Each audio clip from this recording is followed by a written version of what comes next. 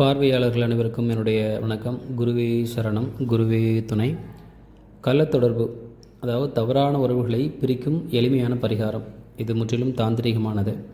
அதிகபட்சமாக 15 நாட்களில் இந்த உறவுகளில் ஒரு விரிசல் ஏற்படுவதை நம்மளால் கண்கூடாக பார்க்க முடியும் அப்படிங்கிறதுக்கான ஒரு பதிவு. இது வெறும் வியூஸ்க்காக பண்ணுறது கிடையாது. நம்ம அனுபவத்தில் நிறைய பேர்கள் இன்று ஒரு சந்தேகத்தோடு வாழக்கூடிய நபர்கள், ஒரு நல்ல திருமண வாழ்க்கையில் கணவன் மீது ஒரு சந்தேகம், மனைவி மீது சந்தேகம், அல்லது உடன்பிறப்புகளுடைய வாழ்க்கையில் வேறு சில நபர்கள் அவங்களுடைய குடும்ப வாழ்க்கை பாதிக்கப்பட்டிருக்கிறது. இந்த மாதிரி நிறைய நம்ம வாடிக்கையாளர்கள் பார்க்குறோம். நிறைய பேர் இதில் நிறைய பணம் காசு ஏமாறுறாங்க. இந்த கள்ள தொடர்பு பிரிக்கிறதுக்கு ஒருவரோட ஒருவர் பிரிஞ்சிடுறது. ஹஸ்பண்ட் ஒய்ஃபு திருமணமாகி கணவர் வேறு ஒரு பொண்ணோட தொடர்பில் இருக்கிறது, முன்னாள் காதலியோட தொடர்பில் இருக்கிறது, மனைவி முன்னாள் காதலனோட அல்லது யாரோ ஒரு 3வது நபரோட தொடர்பில் இருக்கிறது. இதனால் நிறைய குடும்பங்கள் சீரழிகிறதுனால நம்ம ஒரு பொது நலனுக்காக நம்மளுடைய ஜோதிட சாஸ்திரத்தில் நாம் அறிந்து அனுபவப்பட்ட ஒரு பதிவை இன்று நம்ம பகிர்ந்துக்கிறோம். இது எந்த ஒரு வியாபார நோக்கமும் கிடையாது. இதில் நம்ம கொடுத்துருக்கக்கூடிய ஸ்ரீ வாராகி ஜோதிடாலயம், சிவமாவீரன், என்னுடைய மொபைல் நம்பர் கொடுத்துருக்கேன். அரியலூர் மாவட்டம், ஜெயங்கொண்டம். இது எப்படின்னா, அனுபவத்தில் பார்த்தது ஒரு தவறான உறவாக இருந்தால் மட்டுமே இது வேலை செய்யும். இது எப்படி வேலை செய்யும் அப்படிங்கிறத நான் சொல்கிறேன். இதை நீங்கள் முழுசாக கேட்கும் பொழுது அதில் உங்களுக்கு ஒரு புரிதல் ஏற்படலாம். சரிங்களா?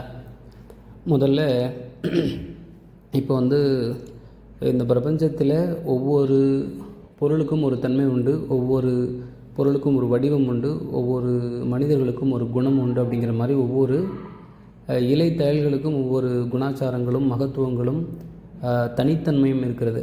சரிங்களா?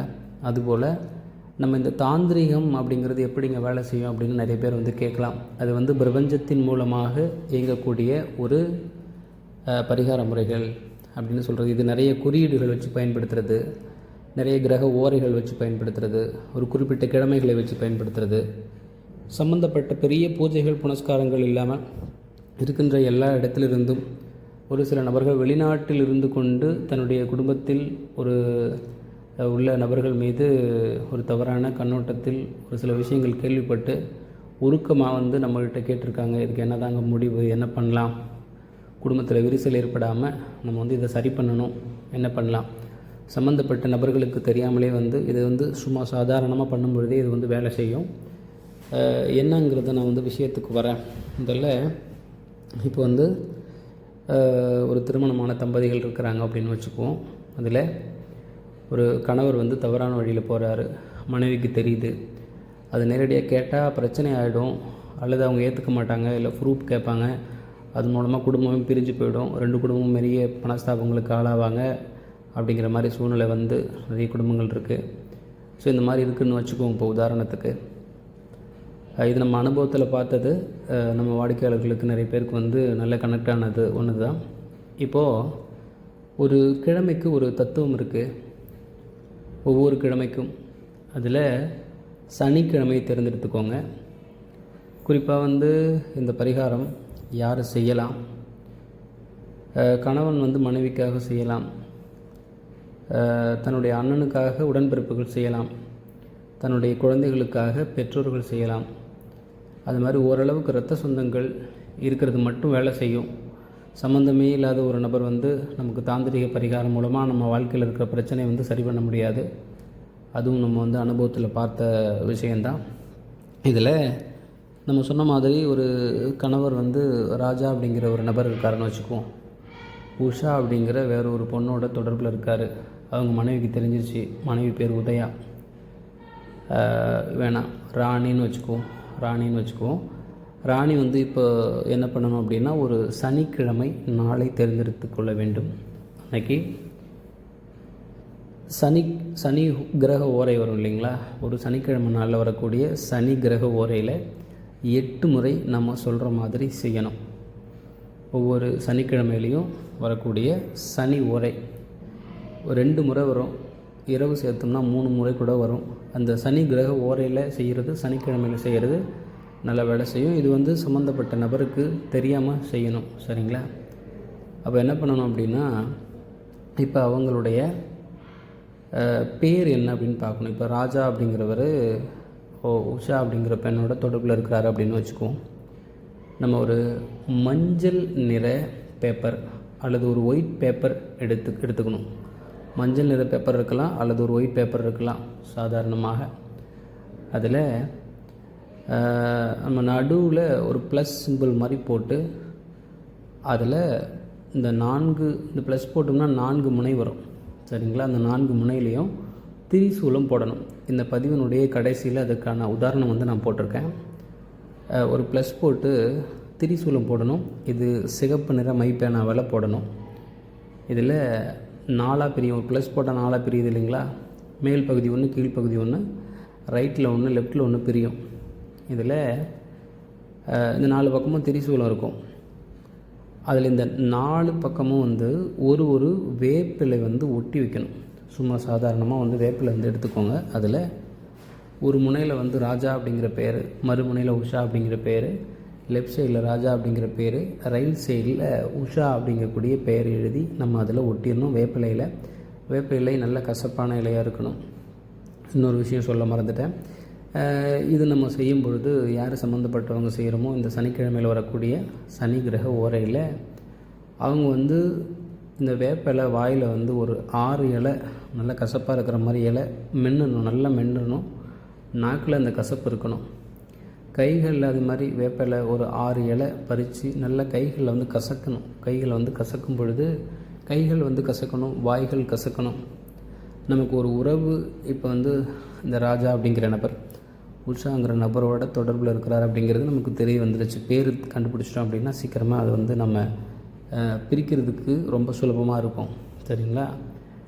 எவ்வளோ நமக்கு வந்து அந்த விஷயத்தில் கசப்பாக இருக்கோ அந்த விஷயத்தை பிரபஞ்சத்துக்கு உணர்த்தது உடல் மூலமாக, நம்மளோட உணர்வு மூலமாக. அதே மாதிரி எண்ணங்கள்லையும் கூட பார்த்திங்கன்னா ஒரு கசப்பாக நம்ம பண்ணணும். இந்த உறவு வந்து கசந்து போயிடணும் அப்படிங்கிற மாதிரி அந்த எண்ணத்தோடு நம்ம இந்த திரிசூலத்தில் ப்ளஸ் போட்டு அவங்க பெயர்களை வேப்பிலையில் எழுதி பிரித்து இந்த சனி ஓரை வர டைமில் அந்த பேப்பரை வந்து என்ன பண்ணணும் அப்படின்னா, கரெக்டாக அந்த சனி ஓரை முடிகிறதுக்குள்ளேயே நம்ம ஒரு சாக்கடை அல்லது வாஷ் பேஷன் குச்சுக்காக கிழிச்சி நல்லா ஃபுல்லாக வந்து கிழிச்சி தண்ணியில் வந்து கரைச்சி விட்டுறணும். சரிங்களா? ஒன்று வாஷ் பேஷனில் கரைச்சி விடலாம் அல்லது அக்குச்சுக்கா கிழிச்சி ஒரு சாக்கடை தண்ணீரில் போட்டுடலாம். இது என்ன ஆகும் அப்படின்னா, அவங்க 2 நபர்களுக்கு உள்ள உறவு அவர்களுக்குள்ளேயே ஒரு பிரிவினையை ஏற்படுத்தி விட்டுரும். அவர்களுக்குள்ளேயே ஒரு பெரிய மனக்கசப்பை ஏற்படுத்தி விட்டுரும். இது நம்ம மூலமாக தான் ஏற்பட்டது அப்படிங்கிறது அவங்களுக்கு தெரியவே தெரியாது. நம்ம 3வது நபராக இருந்து இவங்களுடைய பிரிவினையை நம்ம வந்து பார்க்கலாம். இது இன்னும் ஒரு அடுத்த கட்டம் இருக்குது. இதில் ரொம்ப ஸ்ட்ராங்காக இருக்குங்க. நாங்கள் ஒரு டோஸ் ஃபஸ்ட்டு டோஸ் கொடுத்து பார்த்தோம், கொஞ்சம் இன்னும் சரியாக வரல அப்படிங்கிற மாதிரி இருக்கிறவங்க மட்டும் என்ன பண்ணலாம் அப்படின்னா, அழகாக அந்த பேப்பரை வந்து ஒரு வேப்ப எண்ணெய் டப்பா ஒன்று வாங்கி அந்த வேப்ப எண்ணெய்க்குள்ளே உள்ளே வச்சு அழுத்தி விட்டுறலாம். அது கொஞ்சம் நாள் ஒரு 6லேருந்து 8 நாள் வரைக்கும் இருக்க வச்சு அந்த வேப்ப எண்ணெய் டப்பாயை முழுக்க நம்ம மறுபடியும் வந்து ஒரு சனி கிரக ஓரையில் 8வது நாள் அல்லது 6வது நாள் வந்து சாக்கடையில் கலந்துடுறது அல்லது பராமரிப்பு இல்லாத ஒரு நீர்நிலையில் தூக்கி போட்டுறது. இந்த மாதிரி பண்ணும்பொழுது அவர்களுடைய உறவுகள் கசந்து தானாகவே பிரிவினை ஏற்படும். இது உங்களுக்கு புரியல அப்படின்னா மறுபடியும் கேளுங்க, நல்லா புரியும். இப்போ இந்த பதிவு சம்பந்தமாக சந்தேகம் இருக்கும். சம்மந்தப்பட்ட நபர் யாருக்கு தொடர்பு இருக்குங்கிற பேர் முதல்ல நமக்கு தெரியணும். இப்போ ராஜா அப்படிங்கிற நபர் ராணி அவருடைய கணவர், அவருக்கு உஷாவுக்கும் தொடர்பு இருக்குது. நம்ம ராஜாவுடைய பேர் ஒரு பக்கம், உஷாவினுடைய பேர் இன்னொரு முனையில். ராஜாவினுடைய பேர் வந்து ஒரு ரைட் சைடில், உஷாவினுடைய பேர் வந்து லெஃப்ட் சைடில். ஒரு திரிசூல ப்ளஸ் சிம்பிளில் நம்ம வச்சு இதை பிரிச்சிருக்கோம். இது பிரிக்கிறது ஒரு வேப்ப இலையில் எழுதி ஒட்டியிருக்கோம். சும்மா சாதாரண கம்மூச்சி ஒட்டினால இது வந்து ஒட்டிக்கோங்க. சரிங்களா? இது முழுக்க எழுதும் பொழுது நம்ம கை கசக்கணும், வாய் கசக்கணும், சனிக்கிழமை நாளாக இருக்கணும், சனி கிரக ஓரையாக இருக்கணும். நமக்கு எவ்வளவு பிடிக்காதோ அவ்வளவு கசந்த மனதோடு செய்யணும். இது செஞ்சு நம்ம சொன்ன மாதிரி செஞ்சு பாருங்கள். ஒரு 15வது நாள், சரியாக 15வது நாள் அதாவது 3 சனிக்கிழமை வரக்கூடிய சனி கிரக உரையில் வெறும் பேப்பரில், வெள்ளை பேப்பரில் எழுதுறீங்க அப்படின்னா சிகப்பு நிற மைப்பேனாவில் எழுதணும். வேப்பிலையால் ஒட்டி வைக்கணும். அதை சனி கிரக ஓரைக்குள்ளேயே அதை சாக்கடையிலையோ அல்லது தண்ணியிலையோ வந்து கரைச்சிடணும். இது வந்து 3 சனிக்கிழமையில் சனி கிரக உரையில் பண்ணணும். வெள்ளை பேப்பரில் பண்ணுறீங்க அப்படின்னா மஞ்சள் தடவி பார்த்திங்கனாக்க அதில் வந்து செய்யலாம். இல்லை மஞ்சள் கலர் பேப்பரே இருக்குது அப்படின்னா சிகப்பு நிற மைப்பேனாயில் செஞ்சால் இது நல்ல வேலை செய்யும். தவறான உறவுகளை 110% இது டிஸ்டர்ப் பண்ணும், அவங்களுக்குள்ளே பிரச்சனை ஏற்படுத்தும். இதை எடுத்து பண்ணி பாருங்கள். பெரிய செலவுகள்லாம் இல்லை, ஒரு எளிமையான முறையில் நமக்கு நாமே பண்ணி பார்த்துக்கலாம். ஒரு சிறப்பாக வந்து பலன் தரக்கூடியது. இது சம்மந்தமான மேலும் சந்தேகங்கள் இருக்குது அப்படின்னா இது எப்படி வேலை செய்து போகுது அப்படிங்கிறத பற்றி நான் வந்து உங்களுக்கு ஒரு சில விளக்கங்கள் தரேன். என்னை தொடர்பு கொள்ளலாம். வேறு சில ஜாதகங்கள் பர்சனலாக வந்து நம்ம ஜாதக பலன் பார்க்கணும் அப்படின்னா இதில் இருக்கக்கூடிய வாட்ஸ்அப் நம்பருக்கு உங்களுடைய ஜாதகம் ஃபோட்டோவோ அல்லது பிறந்த ஜாதக நாள், நேரம், என்ன ஊரில் பிறந்தீங்க, ஏஎம்மா பிஎம்மா, பேர் இதெல்லாம் அனுப்புனீங்கன்னா உங்களுக்கு ஜாதகம் வந்து நம்ம முன்பதிவு மூலமாக பண்ணி பார்த்துக்கலாங்க. நன்றி. இது போன்ற நிறைய தாந்திரிகமான பரிகாரங்களும் தாந்திரிகமான பதிவுகளும் இந்த இறைபக்தி டிவி சேனலில் வரும். எல்லாம் வந்து நம்ம அனுபவத்தில் பார்த்தது. நிறைய ஜோதிடமார்கள் பார்த்தாங்கன்னா கூட சில விஷயம் வந்து இதில் விஷயம் இருக்குது அப்படிங்கிறது அவங்களுக்கு தெரியும். ஸோ நன்றி. தொடர்ந்து ஆதரவு கொடுங்கள். உங்களுடைய பிரச்சனைகள் சுலபமாக தாந்திரிக பரிகாரங்கள் மூலமாக வெற்றியடைய எல்லாம் வல்ல வராகி தாயை வணங்கி வேண்டுகிறேன். நன்றி. வாழ்க வளமுடன். வாழ்க வளமுடன்.